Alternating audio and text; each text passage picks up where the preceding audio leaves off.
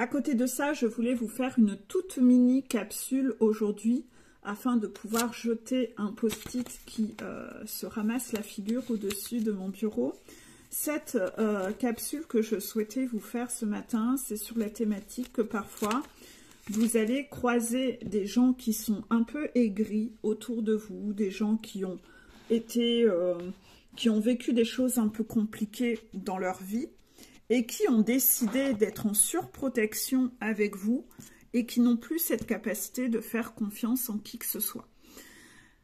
C'est problématique car lorsque vous êtes au contact de ces gens-là, ce sont des personnes qui ont développé dans leur mécanisme de surprotection vraiment ce côté très aigri. Ils ne croient plus en rien, ils n'ont plus d'espoir en rien, ils n'ont plus foi en rien, ils n'ont plus confiance, ils ne savent pas vous faire confiance, ils ne savent pas vous offrir de la confiance. Et la relation ne peut pas partir sur des bases saines. C'est pas possible. Parce que cette personne est toujours dans la méfiance. Donc souvent, c'est des personnes qui, même s'ils ont envie de construire un cercle amical, construire un cercle, quelle que soit la relation que vous voudriez construire avec cette personne n'a pas de capacité à faire confiance. Et ainsi, elle est toujours un peu sur la défensive. Elle peut avoir en apparence l'air sympa, souriante, douce, gentille, peu importe. Vous allez souvent constater dans cette relation que cette personne ne fait pas confiance et qu'elle est toujours sur la défensive et dans la méfiance. Elle vous analyse un peu trop et elle ne s'ouvre pas du tout à vous. Elle est beaucoup dans les masques et elle prend mais elle ne donne pas. C'est-à-dire qu'en fait, il n'y a pas d'authenticité dans cette relation. C'est-à-dire qu'il n'y a rien qui peut se baser sur quelque chose de profond. Cette personne n'est pas capable de s'ouvrir aux autres parce qu'elle a cette peur de souffrir. Donc en fait, elle met énormément de distance. Elle aimerait bien tout connaître de votre vie à vous, d'accord ? Tout connaître de vous pour voir si vous êtes une personne de confiance. Mais elle ne vous donne rien. Elle ne se dévoile pas car elle part du principe que elle ne vous connaît pas et qu'elle ne sait pas si elle peut vous faire confiance. Ainsi, dans cette relation, il y a quelque chose de déséquilibré. C'est-à-dire que elle veut bien que vous racontiez tout de vous, mais elle, comme elle ne vous fait pas confiance, elle ne racontera rien d'elle. Bien entendu, chacun est dans le droit de fonctionner comme ça.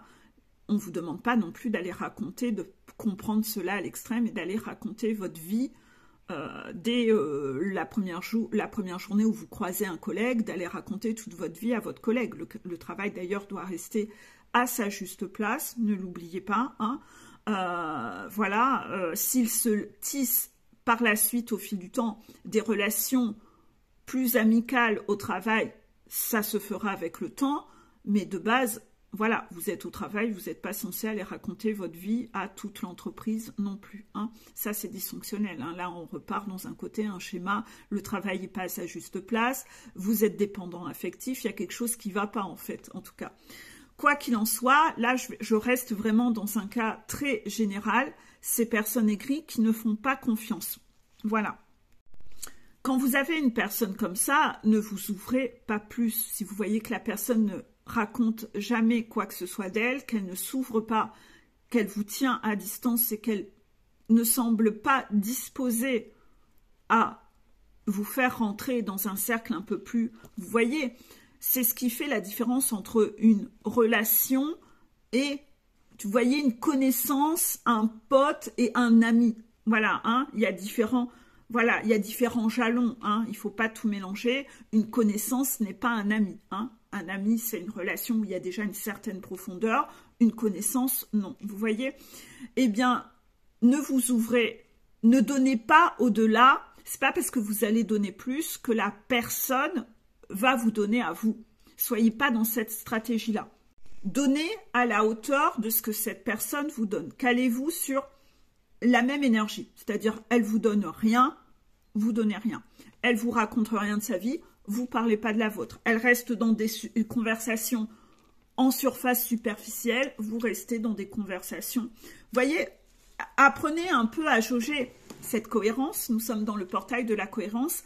La cohérence est restée dans quelque chose de cohérent qui reste de ce fait dans un équilibre donner-recevoir.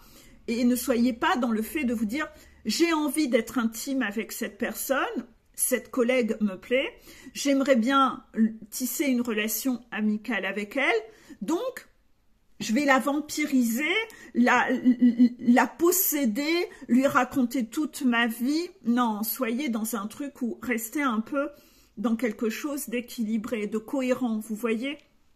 Car il existe des personnes qui ne sont pas capables de faire confiance aux autres. Ils sont beaucoup sur la défensive, ils sont beaucoup en retrait, ils font beaucoup de secrets surtout, mais parce qu'ils ne veulent pas être intimes avec vous. Ils ne veulent être intimes avec personne. Ils ne sont pas dans une capacité de donner. Par contre, oui, il n'y a pas de souci pour recevoir, mais ils ne sont pas en capacité de donner.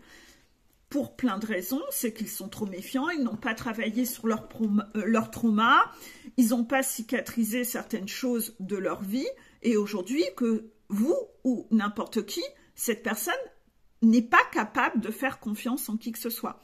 Et ça, à un moment, vous allez en souffrir dans la relation. Vous allez en souffrir. Vous n'aurez pas la mainmise là-dessus. Vous pourrez pas être dans le forcing. Vous n'allez pas pouvoir forcer cette personne à vous faire confiance. Et d'ailleurs, demandez-vous pourquoi. Pourquoi vous recherchez absolument à forcer l'autre à vous faire confiance? Vous voyez, vous êtes quand même dans le contrôle, la stratégie. Il y a quelque chose qui est un peu du... Vous insistez, vous êtes trop dans le forcing. C'est pas bon pour la relation, d'accord? La relation, elle doit se construire dans une envie mutuelle. Voilà, il faut que les deux en aient envie quand même, vous voyez? Et par rapport à ça, ce qui va se passer par la suite de cette relation, c'est que de toute façon, si la personne n'est pas en capacité de faire confiance, vous verrez au fil du temps que ça va toujours mener à des relations où l'autre est tellement dans sa paranoïa parce qu'il est aigri de son parcours de vie que il voudra toujours plus, toujours plus de preuves que vous prouviez qu'il peut vous faire confiance. Et en fait, petit à petit, ce déséquilibre va devenir de plus en plus toxique dans la relation. Donc c'est pour ça qu'il ne faut pas forcer. Cela ne sert à rien de forcer parce que c'est le meilleur moyen de recréer, de refaire rentrer dans votre vie une relation dysfonctionnelle, toxique, déséquilibrée. Cette personne n'a pas de capacité à faire confiance, elle va de plus en plus, au fil du temps, vous verrez que elle a, derrière son masque de avoir l'air aimable, en réalité, elle vous analyse silencieusement avec son regard d'aigri de « je ne peux pas faire confiance, je suis paranoïaque », voilà, et elle vous analyse surtout pour voir si elle peut vous faire confiance et elle veut toujours plus de preuves et encore plus de preuves. Et ce n'est jamais assez pour contenter cette personne qui est complètement aigrie et qui, il n'y a rien à faire. Il n'y a rien à faire, cette personne n'est pas capable, elle ne travaille pas sur elle, elle ne se remet pas en question. Elle reste dans sa posture de victime, ça c'est le rigide, hein, dans sa posture de Calimero, que c'est normal d'être comme ça avec les autres parce que la vie m'a trahi, parce que quelqu'un m'a trahi. Ma posture est légitime, j'ai le droit d'être comme ça avec les autres. Et toi, tu dois me donner plus de preuves et toujours plus de preuves pour montrer que tu me mérites. Parce que moi, maintenant, je n'accorde plus ma confiance à qui que ce soit. C'est à prendre ou à laisser. Cette phrase est un red flag monumental.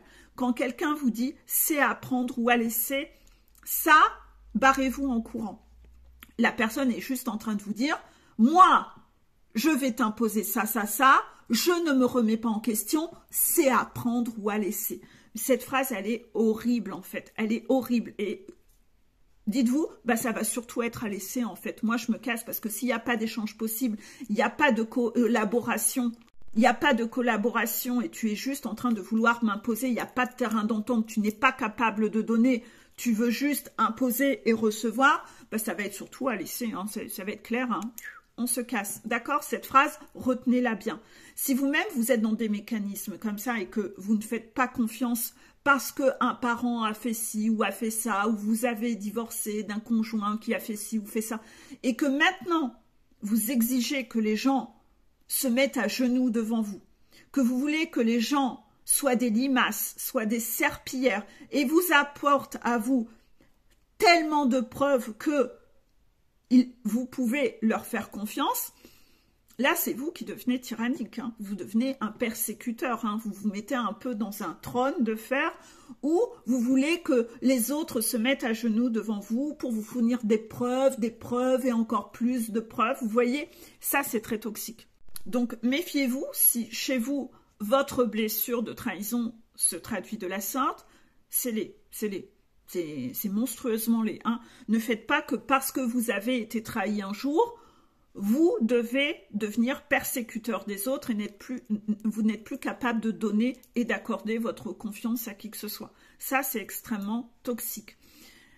La blessure de trahison se traduit de la sorte quand elle est couplée à une blessure d'injustice, en effet, puisque dans la posture d'injustice, on est un Calimero, hein, et on va mettre tout le monde dans le même sac, on généralise, donc voilà, je ne peux plus faire confiance en personne, et comme j'ai, moi, été victime, c'est normal, c'est de la légitime défense, j'ai le droit, parce que le monde est injuste, tout le monde est méchant, je dois me protéger, tu comprends, moi je suis une petite frêle brebis, j'ai été victime des autres, c'est normal que je réagisse comme ça maintenant, c'est normal que moi-même je sois injuste envers les autres. Non, absolument pas. C'est extrêmement toxique. D'accord?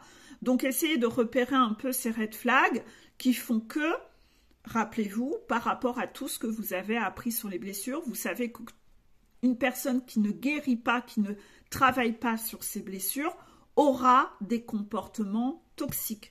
Les comportements toxiques qu'aura cette personne, c'est ce qui figure dans les diapositives que je vous mets régulièrement en révision sur Facebook. Je ne mets pas mes articles sur Insta, voilà. Et par rapport à ça, n'hésitez pas à essayer de vraiment de continuer à vous éduquer sur tout ça pour voir cette cohérence et ne pas repartir vous-même dans des incohérences, de refaire rentrer ce que vous avez déjà expérimenté, d'arrêter de croire que vous avez pour rôle de sauver ou de transformer ou de guérir les autres. Ne cherchez pas à être la personne qui, oui, cette personne est malheureuse, elle a rencontré plein de choses difficiles dans sa vie, je serai la personne qui permettra de refaire confiance en l'humanité.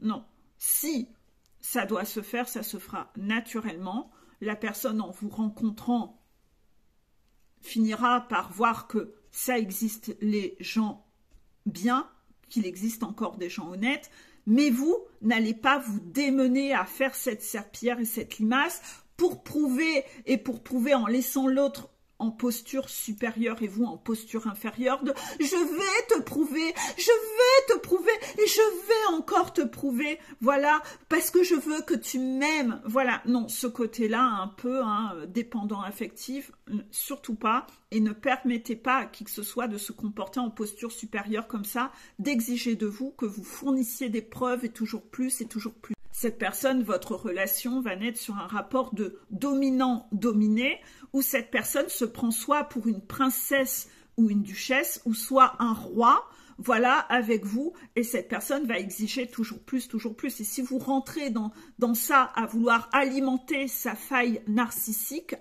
de vouloir aller combler ce vide à l'intérieur, vous verrez que cette personne est en général malade intérieurement, et elle en devient très toxique. C'est qu'en fait, plus vous allez alimenter cette faille, plus cette personne va exiger plus, toujours plus, et ce ne sera jamais assez, car vous savez que les gens qui sont vides de l'intérieur, il n'y a rien qui peut les remplir. Il leur faut toujours plus. Ça n'est jamais suffisant, d'accord? Et là, ils vous vampirisent et vous partez dans un combat qui n'a pas de fin, qui n'aura pas de fin. Observez tout ça. Regardez si vous-même vous le faites avec quelqu'un, c'est très toxique. Regardez si vous-même vous le subissez de quelqu'un. Si vous rentrez dans son jeu, vous devenez une personne qui alimente sa névrose de preuves, de paranoïa, dans les deux sens, c'est très toxique. Hein. On repart dans le triangle de Karpman. Vraiment, sortez de ça. Et donc, surtout, dès le début de la relation, si la personne ne donne rien, ne donnez rien. Restez à hauteur de ce que vous recevez. Donnez à la hauteur de ce que vous recevez.